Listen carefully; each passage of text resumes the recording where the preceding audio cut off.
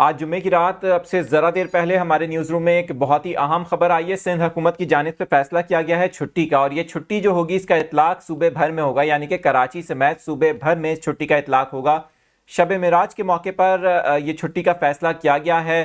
اس حوالے سے کیا کچھ بند ہوگا یہ آپ کو بتائیں گے اس ویڈیو کے اندر۔ میرا نام عادل عزیز خانزادہ ہے، آپ دیکھ رہے ہیں نیوز 24/7 اردو۔ اس طرح کی معلوماتی نیوز اپڈیٹس کے لیے آپ چینل کو یوٹیوب پر سبسکرائب کر سکتے ہیں، اس کے علاوہ فیس بک، ٹک ٹاک اور انسٹاگرام پر دیکھنے والی آڈینس بھی ہمیں جوائن کر سکتی ہے۔ اچھا، یہ فیصلہ جو کیا گیا ہے اب سے ذرا دیر پہلے سندھ حکومت کے محکمہ تعلیم نے ایک نوٹیفیکیشن جاری کیا ہے، جس میں بتایا گیا ہے کہ 28 جنوری کو منگل کے دن صوبے بھر میں جو تعلیمی ادارے ہیں، جن میں یونیورسٹیز بھی ہیں، جس میں تعلیمی ادارے، جس میں سکولز بھی ہیں، جس کے اندر کالجز بھی آتے ہیں، یہ تمام جو ہیں وہ بند ہوں گے۔